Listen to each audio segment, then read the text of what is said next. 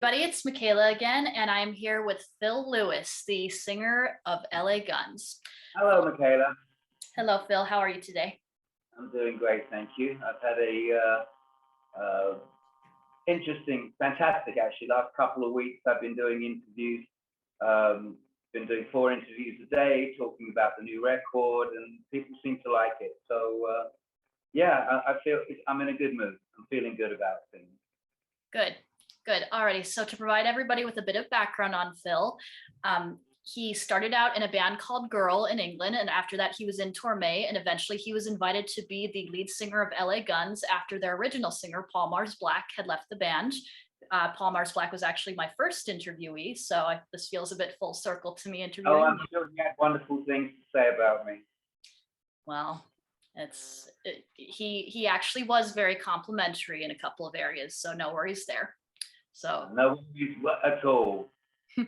Okay, cool. Alrighty, so let's start at the very beginning. Where were you born and raised? London, England. Cool. And is it true that you're possibly related to the British royal family? I think anyone could possibly be related to the royal family. You know, if you go back far enough, these genealogy shows they have on TV, and it turns out your great grandfather was owned Connecticut, and you know, but if you know, lots of people's great grandfather owned Connecticut. If you do the math on it, no, I don't know where that came from. But I must say, I did grow up in within, well, it was less than 2 miles from Kensington Palace. So in an area in London called Bayswater. Yeah, so perhaps you never know, you know, maybe Prince Philip had a randy night out. I don't know. Met my mum. Who can say? But no, I mean, I hope nobody construes that because of the way I look, because I wouldn't take that as much as a compliment. Were you very creative as a child? I mean, did you sing in chorus or anything like that? Yeah, singing was about the only thing that I could do. I wasn't remotely interested in studies. I love music. I always wanted to be in a band. That's all I thought about. I used to be big on sports and play a lot of soccer.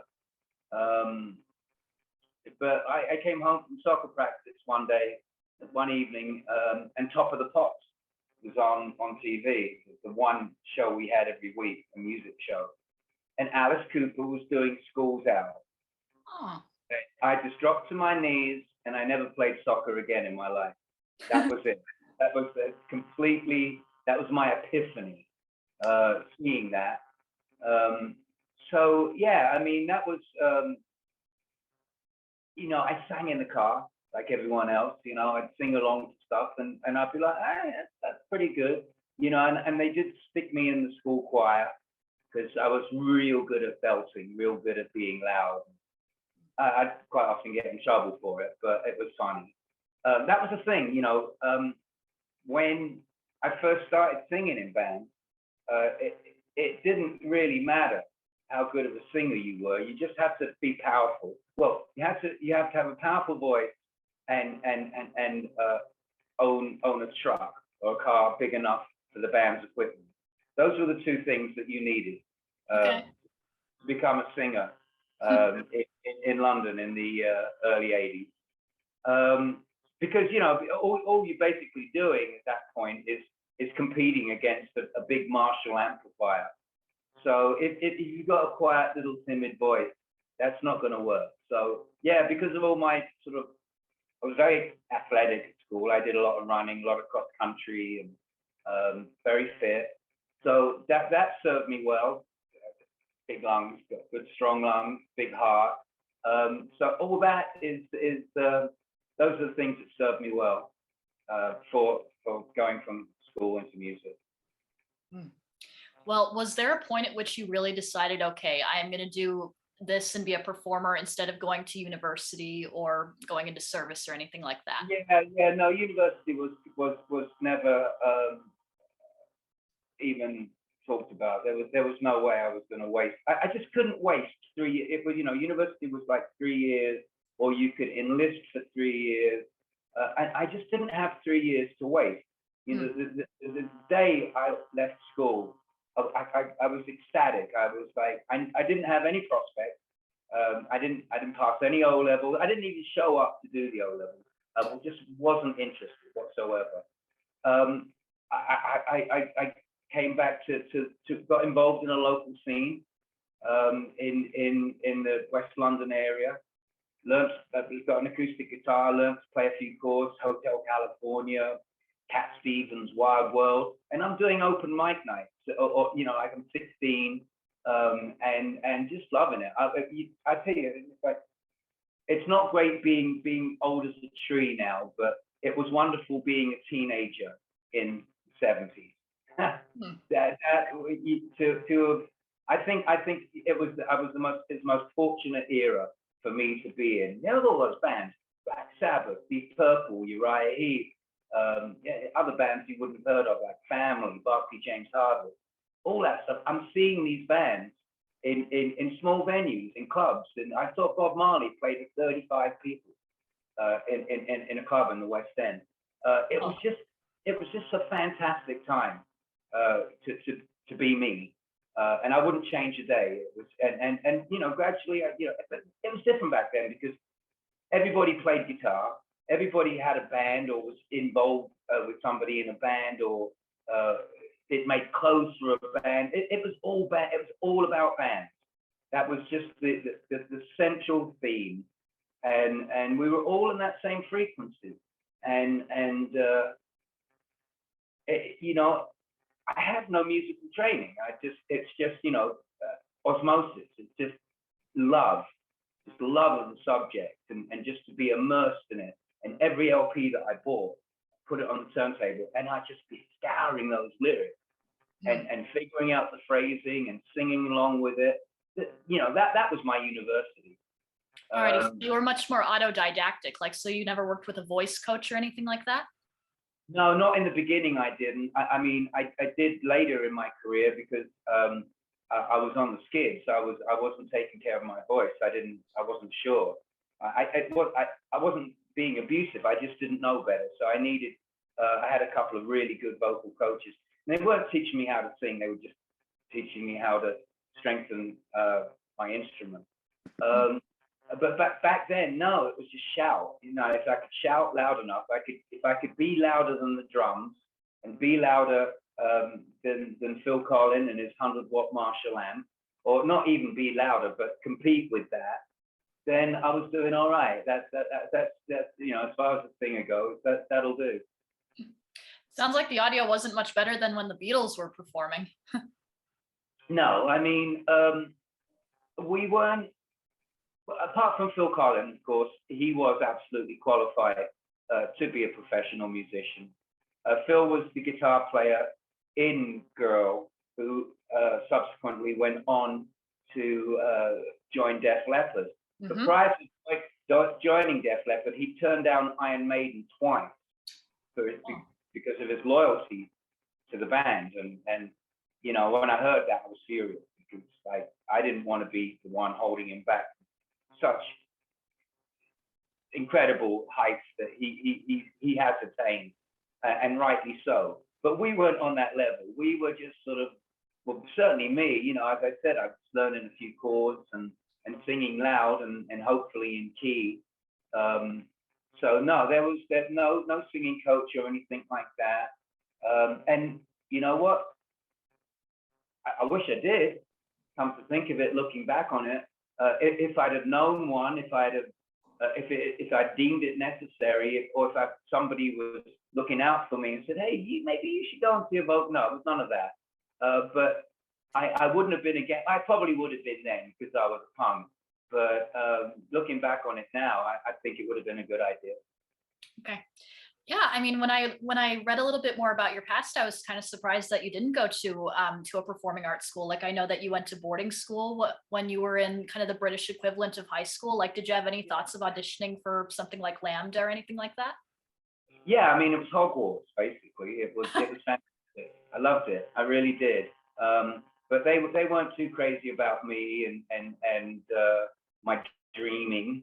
The faculty. I mean, I got on great with all the other students, the other kids. It was great. And I always told myself, you will look out for me. You're going to see me. You're going to know my name. And I was an arrogant little bugger back then, and I truly believed it.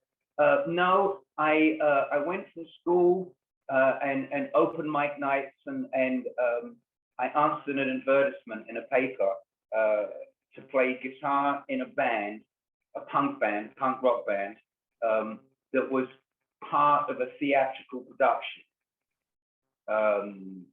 if that makes sense. So it was a theater company called Incubus, and it was a real left-wing story about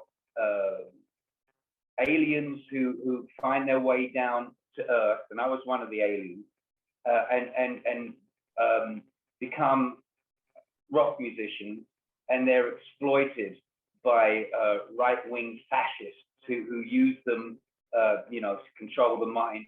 I mean, it was very, very political, and it made no sense to me. But I got to play 4 or 5 songs a night in this weird alien punk band that I did for about 1.5 years. I did it for 18 months or so, and it was great. I mean, at this point I was about 17 or 18, and I was touring England, and I was touring Europe, and they were taking us over to Belgium and Holland. It was absolutely fantastic. It wasn't like on the rock scene. It was kind of like fringe theater. So it was just a taste for me to see, what I was gonna do. And at the end of the run, when they were starting to talk about doing next year's performance, they asked me if I wanted to stay, and I said, "Is there music? Is there band involved?" And I said no. So I was like, "No, I've got to go. I've got to do this." And that's when I put my band Girl together with Jerry Lack. And what was that like when you joined Girl? I mean, did you rise in the club scene very quickly and then get a deal? Like, describe that process for me. Well, I mean, it was a lot like Dave Grohl describes Nirvana. We're in a room and making noise, and it was horrible noise. But eventually it started to take shape, and we had a few songs. We didn't play many gigs before we got signed. We just played like a few like local places, like private parties, because we weren't connected in the whole that whole music scene at that point. Mm-hmm. So we thought we were smart. We were real smart. We made a video.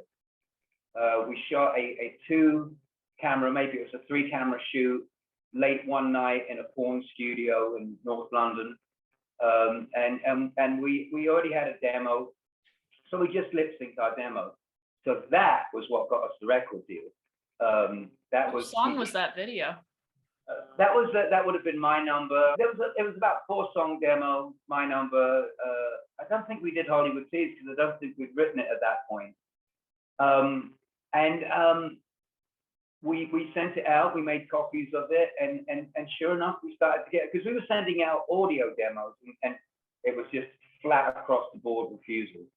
But once we made that video and people could see how cute we were, I suppose, I don't know. It was just more than the sound. We had a kind of a look going, and the band was called Girl, so it was a little bit incendiary in a catty kind of a way. We weren't trying to be the Clash. We weren't trying to be badass. We weren't political, but we punk happened, and we didn't want to pretend it didn't. And so we were on board with all of that. So yeah, it just came together, and then we got a record deal with Jet Records. Don Arden signed us. That's Sharon Osbourne's dad, for those who don't know.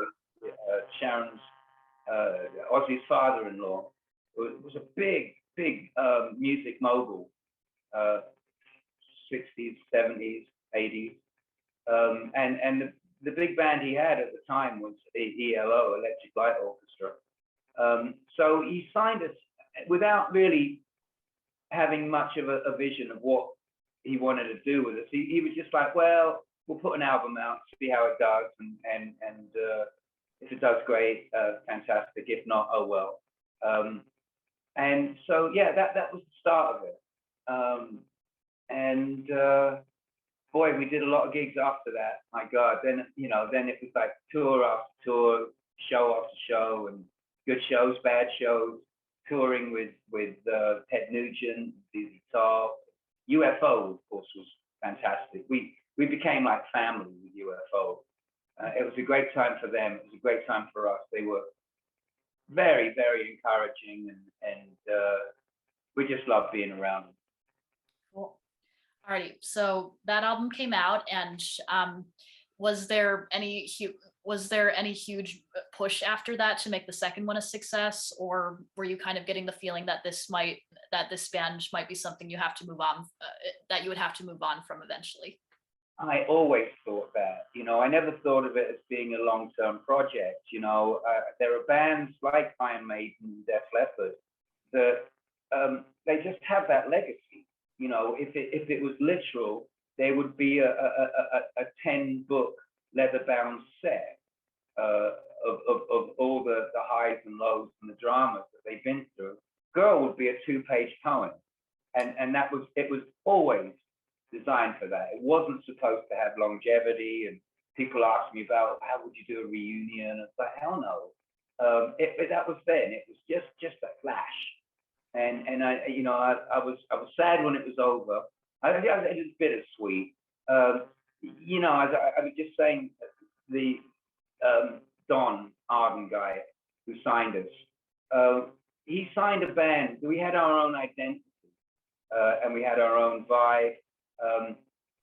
But when we put out the record, our first record, it didn't do well enough for him. It couldn't have done after, with numbers like ELO numbers. There's no way we could match that. It did okay. It did respectably in and around England, London. So there was this movement at the time called the New Wave of British Heavy Metal, and bands like Iron Maiden, Praying Mantis, Diamond Head. It was very, very heavy. It was very sort of Metallica. It was very denim and leather. It was very working class. It was very aggressive. And we weren't that. We weren't that at all. We were the antithesis of that. So we got lumped into this terrible movement, terrible for us. And they hated us. They thought they did, because we had our makeup and we had our funny little things that we did, and that band of puffers. Look, they were mean, and the press equally so. So Don was just like, well, you've got to toughen up. You've got to get more metal. You've got to be more metal. And it's funny, the picture that you use on your page to talk about, to promote this interview, that was my metal look up until that. If you see, I'm like wearing suits, and I've got like, I just got a style going, and whether you like it or not, it was my own style. And then that was my metal look, and that was as generic metal as I can get. And it's a fine looking picture, but it's not me. I was never that. I didn't want to be that, but that was the my attempt at trying to cross over. But the kids weren't having that. They weren't buying that. The second. So yeah, it was awful. So I'm glad when it was over. Okay, well, going back a moment, you said that you really enjoyed being touring with UFO, and they felt like a family. Another person that I've been that your fans have wanted me to ask you about is Razzle from Hanoi Rocks. Did you know him back then? I did know him. I knew them. Hanoi Rocks were breaking the scene at about the same time, late 70s, early 80s. Had great guys, and yeah, we looked up to them. They were, I wouldn't say they were an influence. Japan, the band Japan was our big influence. Yes. They had sort of esoteric, sort of you just couldn't put your finger on what style of music that was. It's so abstract. It's just absolutely brilliant. The first two Japan albums are just still to this day blow my mind. No, Hanoi was Andy and Michael from Sweden that had come over to London and put something together. And Razzle was in London, you know, as London boy as it gets. Mm-hmm. So we always, you know, had that connection, and we always had a laugh. And we, you know, I thought those guys, I'm so naive. I thought, well, everything, we were all going to be around forever. It was going to be great. You know, when it happened, and it was so premature. It was like they were just on the cusp of hitting it big in the States, and it was just such horrible timing in the circumstance. It wasn't like we were bosom pals or anything like that, but yes, we were friends, and we always made a point of greeting each other. And he came to our gigs, and we went to his. And, it was good, you know. But you know, I was just as close with Andy and Michael too. But yeah, it's one of those tragedies. It really sucks. So yeah, I knew him, but not brilliantly. He was a great drummer. He was perfect for Hanoi Rocks. He was really he was like the young Keith Moon, you know, to be around. He had that energy and that affable Cockney Sparrow vibe to him. Yeah, greatly missed. And I actually heard from someone that you did you at one point almost start a band with Andy McCoy and Nasty Suicide? Yes, I did.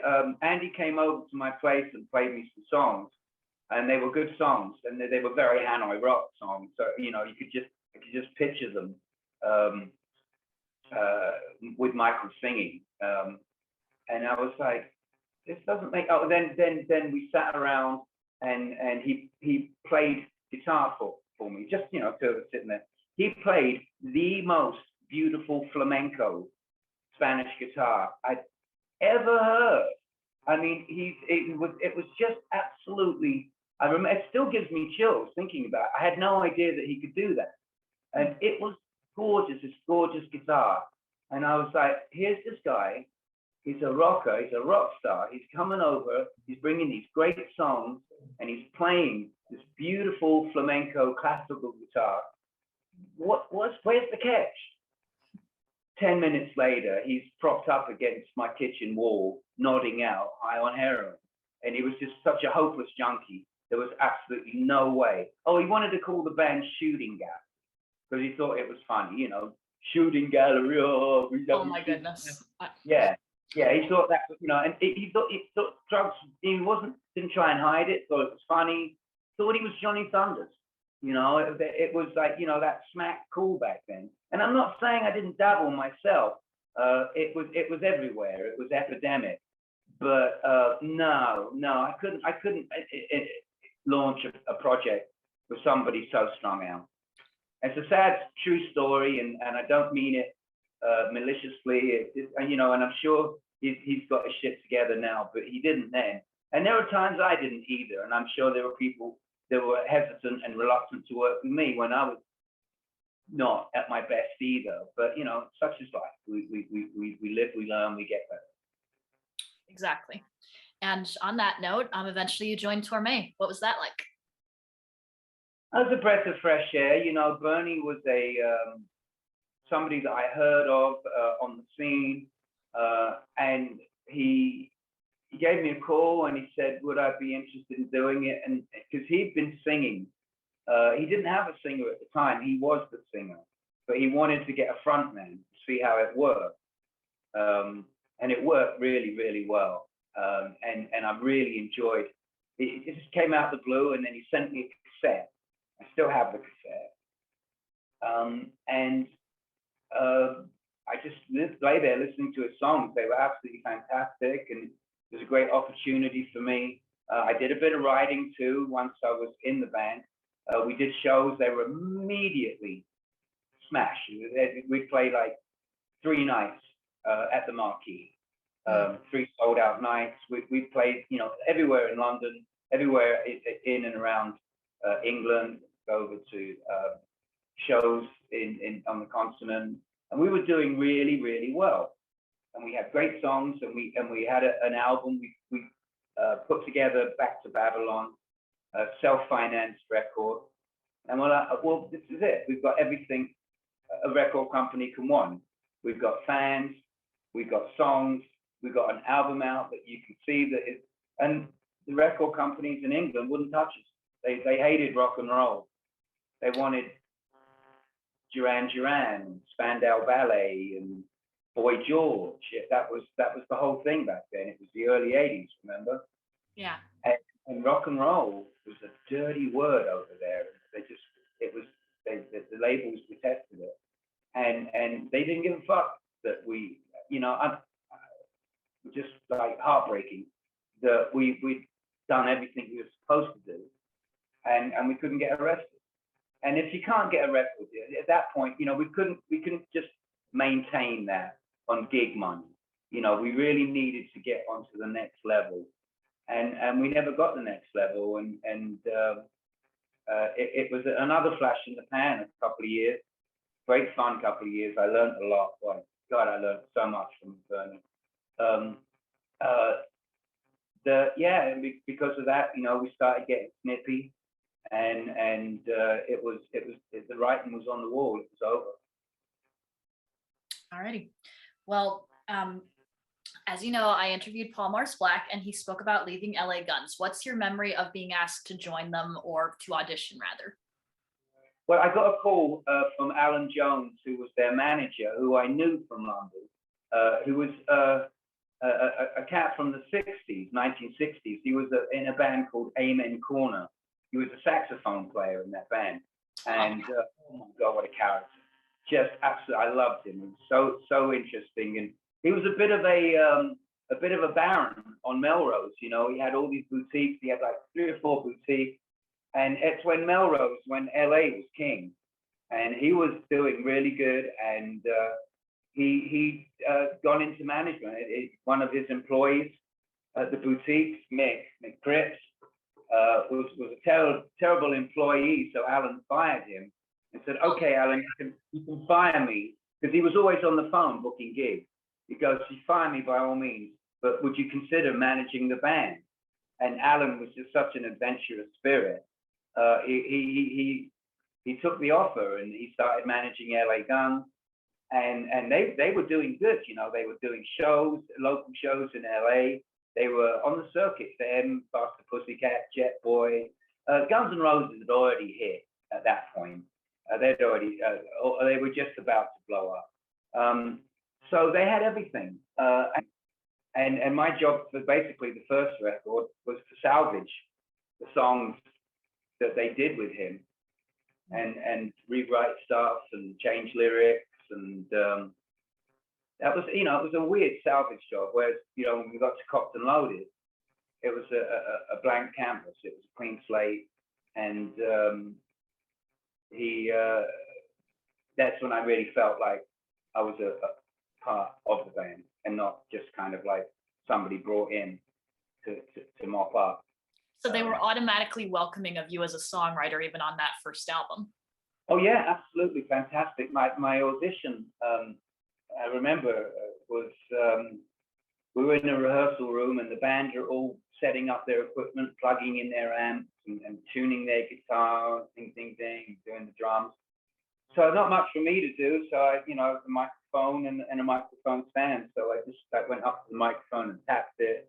Check 1 2, and Tracey looked over. He was tuning his guitar. He looked up and looked over at me. Goes, "Yeah, all right, that'll do. You got the gig." Yep. Apparently, he actually knew about you because his friend Izzy Stradlin had one of Girl's albums and played it for Tracey when they were roommates. So yeah, fantastic. It was great. You know, I never knew that the Girl stuff was never released here in the States. So I was really thrilled that, you know, it had made its way over as an import, and as a what would you say, you know, just as that word of mouth, you know, that that's the best recommendation you can get. You know, they can hype it and they can put ads in papers and run advertisements, but if it's not happening, it's not going to stick. Whereas, you know, even without anything, in our own small way, Girl made a dent, made an impression with exactly the right people that I wanted it to. So, you know, when I came over, I wasn't unknown by any means. So that was great. And after all the shit I've been through, with Girl and with Bernie and the whole fucked up English music scene, it was just, I died and went to heaven. You know, it was gorgeous. It was wonderful. I just, you know, the palm trees and the girls in bikinis and the whiskey and the Roxy and Venice Beach, and you know, I swear, you know, when I die, heaven will be a disappointment after that experience. 2 years, those 2 years, my first 2 years in LA Guns. Wow. You know, that actually leads me to the next thing. What were your impressions of those four members initially? I mean, do you remember the first time you actually met Tracey, Mick, Kelly, and Steve? I mean, yeah, I met them all at the same time in the same place. There was a pub on Sunset called the Cat and Fiddle, and it was an English pub, and it was owned by Kim Fowler, who was an English musician who played with Jeff Beck, and it was just like a whole. That's where like the English music scene, all the expats, all the musos would hang, and they did a good fish and chips. So Alan thought it would be a great way for me to meet the guys. So there was a room at the back they gave us, and we all had fish and chips. And I brought little gifts over. You know, I looked at each guy's picture and I thought I wanted to buy him something, some little trinket from Portobello Road in London, something very English, something real London. And I can't remember. I just got somebody, you know, like little badges or emblems or something like that, you know. And I had something for everyone, and it was like there's a lot to be said for that Japanese hospitality or the way that the manners of when you meet someone. A little gift, it goes a long way. And I wasn't trying to butter them up, you know, it wasn't expensive or anything, but it went a long way. And I met them, and they liked me, I liked them. We were laughing and getting on right away, and we were going to rehearse the next day. And I could barely sleep that night. I was so excited to get started the next day. And yeah, it was fun. Like from the second I joined it, and it was like me and Tracey got together, and we both put our collective foot on that gas pedal, and we pushed it down as far as it can go. Sounds like that whole scene kind of fit you like a glove, and that you really loved it. It could have been made for me. I mean, you know, like I had to pinch myself. Is this Twilight Zone? Is this really happening? I died. This is heaven. You know, something's gonna happen any second. No, I mean, it was divine intervention. For me, you know, it was clean. It was healthy. It was a sober environment. The guys didn't do drugs. Mick liked a few beers. Tracey didn't drink. He didn't even smoke back then. There was a bit of weed floating around from the rhythm section, but apart from that, it was clean, you know. And London was so druggy and so dirty. It was, you know, I was cycling. I'd cycle up Laurel Canyon, down to the valley, then cycle along to Coldwater Canyon, cycle up that and over, and get back to West Hollywood, to my flat behind the whiskey. And I'd do that 2 or 3 times a week and think nothing of it. And yeah, that's how healthy I was. And yeah, you know, it was a fun time. I was very well received. The people were very friendly. Especially the girls. Girls were very nice and friendly, and always happy to show me around and you know, take me around in their cars, but, you know, take me to stores or whatnot, or something interesting like Griffith Park, and you know, because I wanted to see it all. And so yeah, it was wonderful. Cool. Alrighty, so after the first album came out and it was pretty successful, you got to writing the second album. Did you approach it with a clear vision of what you wanted it to be? Or was it more a case of experimenting in songwriting with Tracey and everyone else? Yeah, I mean, as I said earlier, the first record was very much a salvage job. Second record, we started with a blank canvas. The Poison was king back then, so the sex action, and it was important to sort of like keep that sort of nothing but a good time vibe, and the Cox and Loaded, for the most part, had that vibe, but it was already apparent that Tracey and I had other ideas, bigger musical concepts, like 7-minute songs, and that was something. We enjoyed the sex actions and the electric gypsies and stuff like that, but we were really enjoying, I guess you call it our progressive phase of songwriting, and he just didn't want to do standard blues riff, E A E A B E A. He had other ideas, musical ideas. Huge Randy Rose disciple, and Randy was so classically influenced that it was inevitable that Tracey would rub off on Tracey, and I'm glad it did. And so for the start of it, yeah, it was like talk dirty to me, and by the end of it, we were already starting to get into the Hollywood vampire realm of doing our theater of the mind, doing our bigger concept songs. Alrighty, so to describe what it was like dealing with your record label and releasing it, I mean, did they have big expectations for what it was going to be? I mean, Ballad of Jane is one of the songs that did really well from that album. Yeah, I mean, that was a bone of contention too. We wrote that song and it really wasn't anything like anything else we'd done. We One More Reason to Die, Sex God Lover, and all of that. And all of a sudden, out of the blue, we've written this sort of twangy country song about a dead blonde, and Tracey wasn't thrilled. He really wasn't, because he had this vision of us being a metal band, and he was like, Metallica wouldn't do it, Motorhead wouldn't do it, the Ramones wouldn't do it, and we were like, because he did have a point. But it was such a good song, and it was, the way things were set up, as you said, with the label and the management, we were in such a great position to have a hit. So it would have been madness to have a hit and not do anything with it.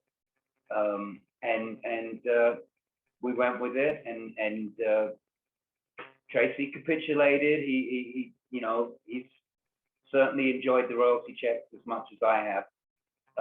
And yeah, it put us on the map. It changed everything. We got into a crossover because of that song, and it was magic, and it just goes to show that a band, with that One More Reason to Die, that whole like punky, that dirty leather boy thing, could come up with something like that. So yeah, label were very encouraging. We gave them a hit, but it was like their appetite is voracious. There's no stopping. Once they got a taste of one, they want more, and it was, they put us in the sausage machine. They wanted us to be Bon Jovi. They wanted us, to have the same sales as Cinderella. These bands are selling, 3 and 4 platinum. Like 4, 5, 6 million copies. And when Ballad of Jane hit and Cocked and Loaded went to gold, it was great for us. I mean, a gold record, it's like, whoa, your whole life you dream of that. But that was, we weren't even, as far as the label was concerned, we weren't even started. That was just like, yeah, that's a nice nod to say that it can be. We do have the capacity to do it. a lot of pressure put on the band, and you know, rather like old Don Arden trying to change Girl into a doom metal band. The label and the management were trying to turn LA Guns. I don't know what they were trying to turn us into, but we didn't like it. We didn't take to it. Okay. I was going to ask you about kind of the period. I guess it was the Cocked and Loaded period. Is it true that Vince Neil actually actively prevented you guys from going further after Kelly had a relationship with his estranged wife Charisse? Yes, indeed, it is true. It's horrifying, and I don't blame him. I would as well. It was a fucking nightmare. You know, we knew that it was going to be a problem. You know, Kelly was seeing Charisse and driving Vince's Ferrari up and down Sunset, and we were horrified. We didn't want that at all. I got a call from Michael DeBar actually, saying, could I do something? You know, like they mentioned something to Kelly. Just it wasn't. Vince didn't care that they were banging each other. He just hated the fact that Kelly was flaunting it, driving his car up and down Sunset, and yeah, and so as we mentioned it, I was like, Kelly, and he told us all to fuck off because it's none of our business what he does and who he sticks his dick in, and fuck Vince Neil and fuck us, and I'm like, okay. And then, yeah, sure enough, well, of course Vince wouldn't want to have the guy who's banging his wife on tour with us. You know, it was horrible, and you know, it fucked us up. You know, if we'd have done that Motley tour, instead it went to Fuck the Pussycat, and it was our tour. We had it in the bag. We had the same management, and Vince put his foot down and said no. And I, to this day, I don't blame him. And to this day, I still resent Kelly for doing that. Not so much for doing it, but you know, just his just flippant, smug attitude when we asked him nicely, because it was gonna cause a problem, which it did, and he just thought it was funny. So you know, I've got to take Vince's side on this one. And just like Girl and just like Torme, as soon as there's too much outside interference, it starts to wear on the band, and it wears on the friendships and personalities. And you look at the pictures of all LA Guns photo shoots in the early stage for the first record, and we're all happy with arms around each other and high-fiving and laughing. By the end of it, you know, photos for Hollywood Vampires, we can't even look. We're not even looking at each other. It just gotten so bad. You had to go in studio at different times because the chemistry was so completely out of whack. It was awful. And you know, once again, it's a mercy killing. When it happened, you know, when we released Hollywood Vampires, and it was, you know, they were thinking like 6 million. They weren't sure whether it was going to be 6 or 9 million copies sold. And it was just at that time when Nirvana hit, and literally in the space of a month changed everything. And people just didn't want our glossy, high definition rock and roll. You know, they wanted it grungy, they wanted it dirty, they were done with it. They were done with the big hair. They were done with the big sex stuff. It was over.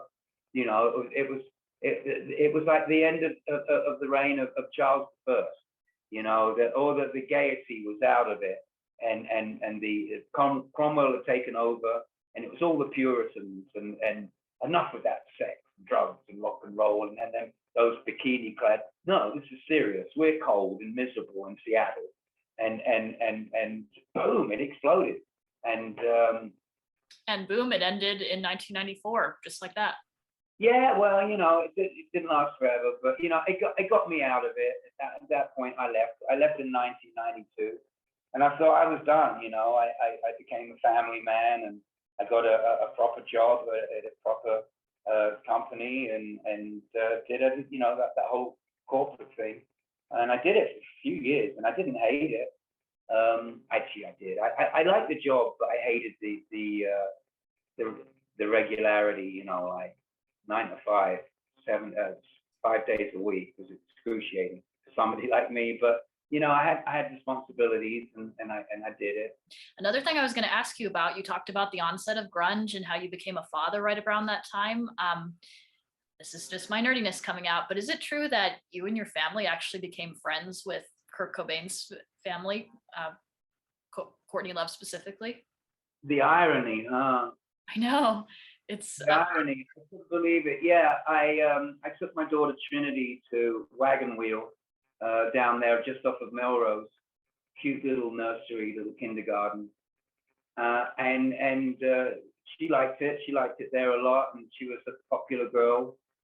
And there was Frances, who, you know, Trinity, her hair had barely grown. You know, she was still kind of like had that chicken fur that toddlers have. And then Frances was just a little bit older than her, like 6 months older than her. And she already had long, beautiful hair. She looked like a doll. She was just the most beautiful child. And the principal, Ruth, came and asked me, said, would you mind if Trinity becomes friends with Frances? Because none of the parents are letting their kids hang out with Frances. They've forbidden their kids to talk to Franny. You're kidding. Yeah, no, they were absolutely adamant. They didn't want. And to the point where Ruth was even considering not letting Frances stay at the school because the parents were so uncomfortable about it. And at that point, they'd already become friends. They'd already bonded. And Frances, Trinity's all like, Fanny, talking about this Franny. So yeah, I said, absolutely, yeah, of course. Yeah, I'd be delighted for them to be friends. And it's a friendship that it's so strong, even to this day. They are like sisters.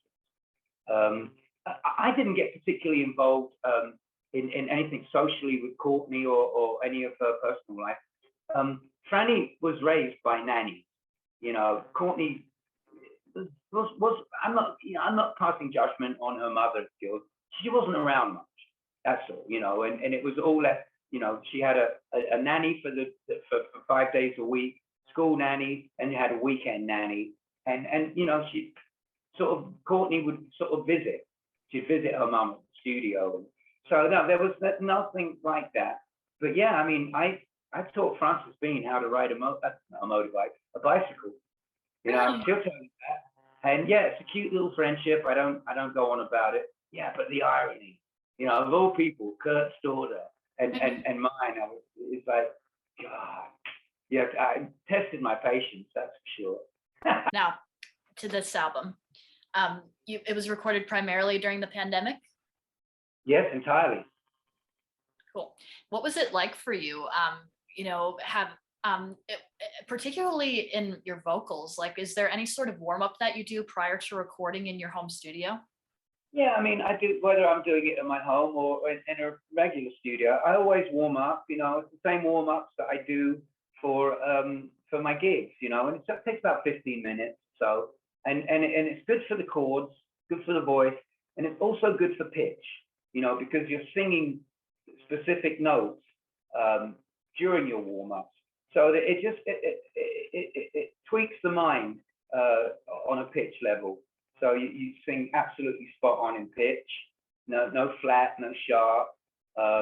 So yeah, I do that. The vocals it was great doing them remotely because I could take as long as I wanted. I could do them whenever I wanted.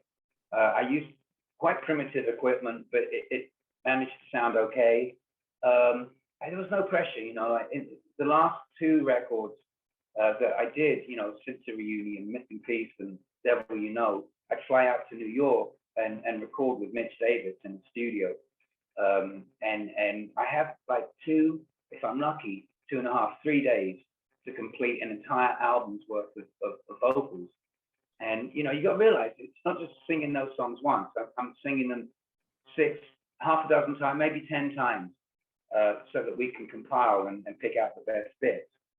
So that's a lot of singing and a lot of pressure. And you know, it's a great challenge. I do love a challenge, but I've got to say, it was great having no pressure at all. No pressure like that. Of course, I had pressure to deliver an excellent performance. But it wasn't. The clock wasn't running. You know, that's certainly something that, you know, I've got high blood pressure, and I shouldn't be doing that to myself. So I enjoy it. And a couple more things. How did you and Tracey go back and forth? I mean, would one of you send each other something that you were working on for a song, and then you would give each other massive file exchange, big high definition files on Dropbox.